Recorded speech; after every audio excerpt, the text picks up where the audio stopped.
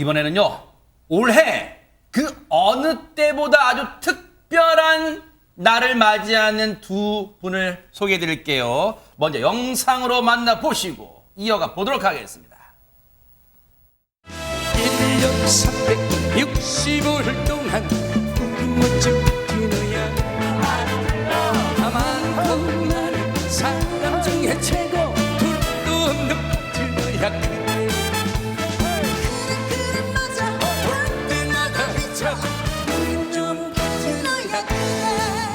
세상에 약한 것이 여자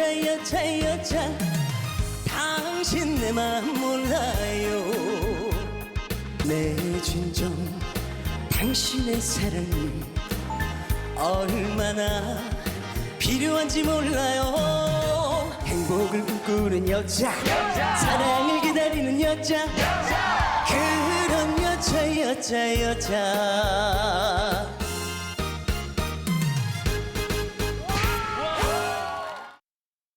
현란합니다. 그런데 안진용 기자님, 올해 아주 특별한, 그 어느 때보다 특별한 한 해를 맞이하는 두 스타가 대체 저 영상에서 누굽니까? 네, 바로 저 후배들의 무대를 흐뭇하게 바라보는 남진 씨와 서른도 씨입니다. 아, 그래요? 남진 씨는 올해 데뷔 57주년을 맞았는데요. 그걸 기념해서 MBN 우리들의 남진을 통해서 본인의 히트곡을 후배들과 함께 들려주고요. 서른도 씨는 데뷔 40주년을 기념해서 지금 단독 콘서트를 준비 중입니다. 자, 이들의 노래가 남다른 이유는요. 노래를 위한 노래를 부르는 게 아닙니다. 본인의 인생과 이런 삶의 의미가 담긴 노래들인데요. 일단 남진 씨의 이 빈잔이란 곡은요. 베트남전 파병 이후 허전하고 쓸쓸한 마음을 담은 노래였고요. 또 이 둥지, 다들 좋아하는 노래죠. 이 노래는 처음 들어본 신인 작곡가의 노래인데 본인이 이건 되겠다라는 확신에 차서 밀어붙였고 결국 성공을 거뒀습니다. 그리고 조금 전에 조정민 씨와 함께 부른 파트너 같은 경우는 이 노래 완성도를 위해서 무려 20번 넘게 편곡한 노래였고요. 그렇기 때문에 추후 또 정동원과 장민호 씨가 함께 부르는 파트너로서 남진 씨의 노래가 다시 한번 회자되기도 했었죠. 그리고 서른도 씨, 지금 나태주 씨가 부른 여자로 들려줬는데 서른도 씨, 작곡을 직접 하는 싱어송라이터로 유명한데 특히 이 작사 같은 경우는 아내인 이수진 씨가 많이 해줬다는 겁니다. 특히 여자 같은 경우도 이수진 씨가 작사를 했는데 내용만 놓고 보면 알콩달콩한 부부 사이 같지만 실제로는 부부싸움을 벌인 직후에 만든 노래라는 겁니다. 이 아내가 너무 속이 상하니까 아내가 그 마음을 노트에다 일기 쓰듯이 써놨는데 그게 바로 여자의 내용을 보면은 아픔을 달래는 여자, 고개 숙여 우는 그 여자 이런 내용들이 부부싸움 때문에 쓴 곡이었는데 알고 보니 이런 내용도 모르고 사람들은 흥겨운 노래로만 생각을 하는데 결과적으로 볼 때 들을 때마다 서른도 씨는 뜨끔하면서도 또 이 히트곡에 대해서 남다른 애정을 쏟을 수밖에 없는 겁니다. 알고 들으니까 더 대박 사건이에요. 본인의 경험까지 녹아 있잖아요, 사실. 여기에 보세요. 서른도 씨는 데뷔 40주년. 이것도 어마어마한데 남진 씨는 57주년. 강산이 조금 있으면 한 6번 변할 정도의 기간이에요. 그런데 자기의 인생 그리고 애틋함이 다 묻어 있잖아요. 그걸 후배들이 저렇게 다시 불러주니까 얼마나 또 사랑스럽고 감정이 또 이렇게 격해질까요? 그래서 그런 모습을 바라보는 두 분의 얘기 좀 들어봤으면 듣고 이어가 보도록 하겠습니다. 시대가 바뀌었잖아요.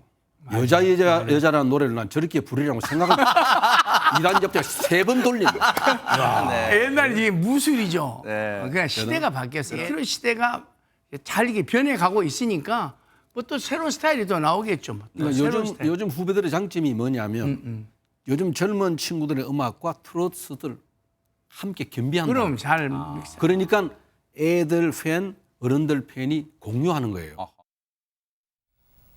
두 분의 얘기를 들어보니까 최지만 교수님, 옛 추억은 가져가고 싶으면서도 시대의 흐름, 시대의 어떤 그건 또 받아들이는 것 같아요. 그러니까요. 왜냐하면 사실은 트로트가 최근에 이제 몇 년 전에 모 경연 프로그램에서 인기를 타면서 다시 부흥을 하고 있잖아요. 근데 부흥하면서 보여주는 특징이 뭐냐면 퓨전 같은 거예요. 그러니까 트로트의 현대적 음악 요소들을 가미시키거나 아니면 무용이나 아니면 어떤 뭐 그 여러 가지 이제 제스처나 이런 부분들이 가미가 되면서 사람들에게 엄청난 어필이 되는 거잖아요. 그걸 나빠하지 않는 거죠. 왜냐면 거의 뭐 이제 나이 드신 분들이나 이런 특정 연령층, 좀 중년이 넘어가는 연령층만 좋아하던 트로트에서 일반인이 좋아하는 트로트가 되면서 남진 씨도 그렇고 서른도 씨도 그렇고 다시 불러지잖아요. 그러네요. 이런 부분들은 좋은 부분이에요. 아. 그러나 이제 본인들이 예전에 불렀던 트로트의 정통성을 지키고 싶은 마음도 있을 거예요. 그러네요. 그럼에도 불구하고 변화하는 현대 변화에 능동적으로 대처하지 않으면 노래라고 음악이라고 하는 것은 사랑받지 않으면 사양되거든요. 그러네요. 그런 점에서 본다고 하면 남진 씨, 서른도 씨도 옛날을 추억하지만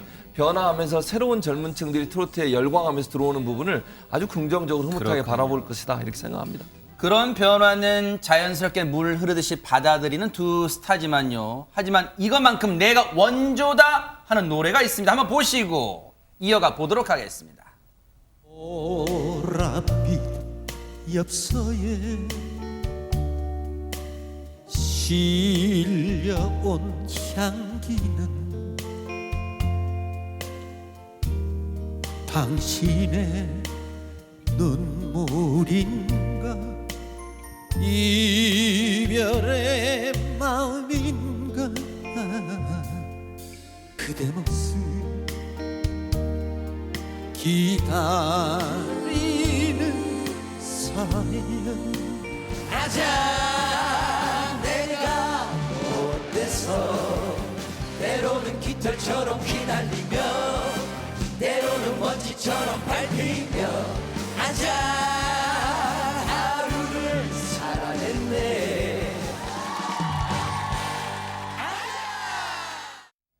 이 대목에서 궁금한 게 있습니다. 안진용 기자님. 남진 씨, 서른도 씨 지금까지 수많은 자신의 히트곡이 있을 텐데 왜 이 노래에 대해서 원조라고 얘기를 하고 있을까요? 일단 서른도 씨는 저 노래가 본인의 노래인데도요. 이명웅 씨가 부른 후에 더 유명해져서 이명웅 씨 노래인지 아는 사람이 있다는 겁니다. 그리고 남진 씨는 보다 적극적으로 본인의 노래를 어필을 하고 있는데 그 이유는 저 나야 나라는 곡이 2008년에 남진 씨가 먼저 불렀거든요. 그런데 이후 2017년에 아이돌 그룹 워너원이 동명의 다른 노래를 발표합니다. 나야 나를. 그래서 사람들이 이 어느 노래가 원조냐, 이 제목이 같기 때문에 혹시라도 원조를 놓고서는 이제 사람들이 궁금해할까봐 얘기를 하는 건데 왜 이 거짓말이라는 노래를 놓고 봤을 때 좀 더 연장자들은요 김추자의 거짓말이를 생각하지만 젊은 세대들은 빅뱅의 거짓말을 떠올리거든요. 마찬가지로 젊은 세대들은 원어원의 나야 나를 먼저 떠올리지만 남진 씨 입장에서는 내가 먼저 발표했기 때문에 나야 나, 내가 부른 나야 나가 바로 원조라고 주장을 하고 있는 거예요. 그렇군요. 사실 그도 그럴 것이 박성배 변호사님, 요즘 젊은 세대는 왜 우리 영웅이 오빠 노래를 왜 운동 아저씨가 다시 불러요 보랏빛 엽서 이럴 줄 몰라요 진짜로. 그렇습니다. 서른도 씨가 작곡한 보랏빛 엽서는 이명웅 씨가 다시 부르면서 큰 히트를 쳤습니다.